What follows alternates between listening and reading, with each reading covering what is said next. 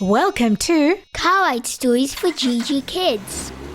a place where Kids like us we'll be inspired. by awesome Christian stories. It is a bit too high. I don't like it. Don't look down, Esther. Don't look down. That's the secret. But I can't help it. And it seems like it's growing and I'm never getting there. You're doing really well. Look up, look up. Okay, I'm looking. Poppy, whose idea was this to come rock climbing? Mine. At the time it sounded like a great idea, but at the moment I don't think so. Actually, do you know what, Esther? We haven't said hello to our boys and girls. Oh, yay! Hi, boys and girls. It's Esther here and I'm climbing a big wall.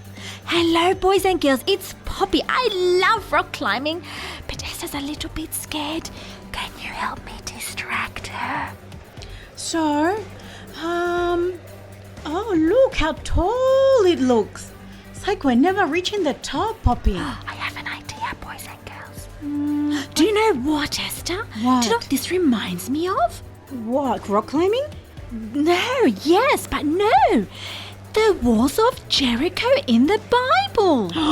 Those walls would have been as big as these ones. Ooh. I love that story. Do you know any good stories from the walls of Jericho? Yeah, of course. There's the story of Joshua and the walls of Jericho. Well, can you tell me it? You know what? My friend Maritza actually told me a story. Maybe I can tell you that one. I love it. Oh, yes. Okay, let's do that story. I told you it would work. She's distracted. Joshua and the Walls of Bricks, written by Maritza Munoz Brunt. Do you know what bricks are? A brick is a heavy rectangle block. They often used to build houses or, as we'll see in today's story, walls. Our story begins a long time ago, way back in Bible times. God had chosen a group of people called the Israelites to be His people. The Israelites had been kept as slaves in a faraway land. This means that they were forced to do lots of things that they didn't want to do and were treated very unkindly by some mean people. But God set them free.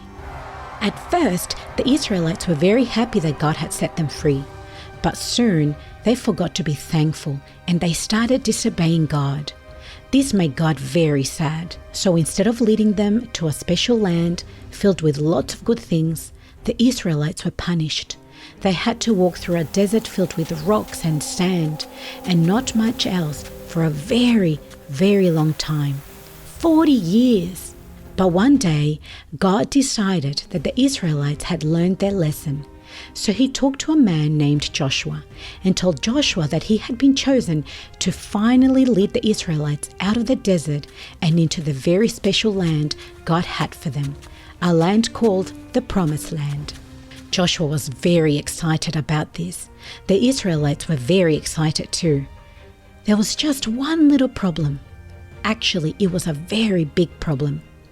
In between the Israelites and the Promised Land was a city called Jericho, and not only was it filled with very bad people who didn't like the Israelites at all, it was surrounded by a huge wall. It was the biggest wall of bricks the Israelites had ever seen. If you look up, there were bricks. If you looked right, there were bricks. Everywhere you looked, there was a giant wall. The bad people in the city of Jericho were very proud of their big wall. Nobody had ever gotten through it before. So the Israelites were worried. How are we going to get past that wall? They asked Joshua. Joshua was worried too. But whenever Joshua was worried, he always went to talk to his friend and creator, God. And when Joshua talked to God, God talked back. Don't worry, Joshua. God told him, Here's what you and the Israelites need to do. Every single day, you and all your soldiers are going to march around the city walls. Do a full circle of the city and do this for 6 days. Then, on the 7th day, don't just walk around the city once, walk around it 7 times. Once you finish the 7th lap, get the priest to blow trumpets. And when the Israelites hear the trumpet noise, they need to yell and shout as loudly as they can.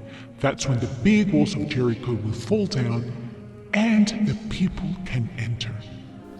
Joshua listened carefully to what God was telling him. He didn't want to get anything wrong. Then he repeated it to the Israelites. And so on the very first day of the week, the Israelites sent out to march around the city. And so, on the very first day of the week, the Israelites set out to march around the city.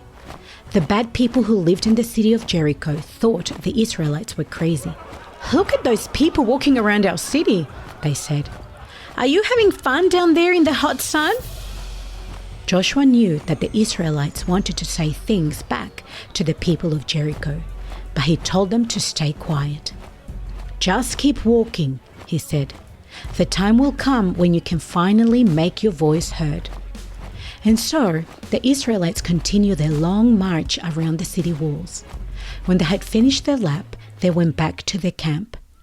The next day they were up and walking again, and the next day, and the day after that too. Now the people of Jericho were really confused. What are they doing? They wondered. Finally, it was the 7th day. The Israelites got up nice and early and began to walk around the city wall once again. But when they had finished their march, they started again. 7 times they walked around the big wall. That's a lot of walking. When Joshua and the Israelites had finished the last lap, they stood and waited. And waited. And waited. And then, suddenly, a trumpet blast cut through the silence. And then another trumpet blast, and another, until the air was filled with the sound of loud trumpets. "Now!" Joshua yelled, and all the Israelites shouted at the top of their lungs for as long as they could. And as they yelled, the solid brick walls started shaking. The earth started to give a big rumble, and as the Israelites watched, the huge wall of bricks crumbled right to the ground. The Israelites ran as fast as they could into the city. All the people ran in the opposite direction.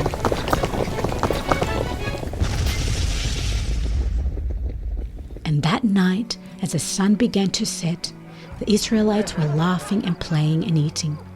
Joshua was watching all the Israelites enjoying their first night in the brand new home when a little boy snuck up next to him. "Hi, Joshua," said the little boy. "I have something to tell you." Joshua smiled at the little boy. "And what's that?" "Well," confessed the boy, "I wasn't sure the walls would really fall down. They were just so big." "And what did you think after they fell down?" Joshua asked him. The little boy smiled. "I think God is very powerful." "I think so too," Joshua told him. "Whenever we listen to what God tells us to do, God will always help us. And we will always win whenever God fights our battles." "I'm glad we have a God on our side," said the little boy, and he ran off to play. Joshua smiled. "Me too," he said. Oh, that was amazing. I can't imagine a whole wall just collapsing. I know, it is incredible, and to see God's power like that. Wow. Excuse me, Esther. Yes? We're already at the top. I didn't even feel it. I got distracted. We did it, boys and girls. Did you plan this? Yes, we planned it together. With the boys and girls? Mm-hmm. Well, Gigi kids, thank you so much for helping me. Now I feel free.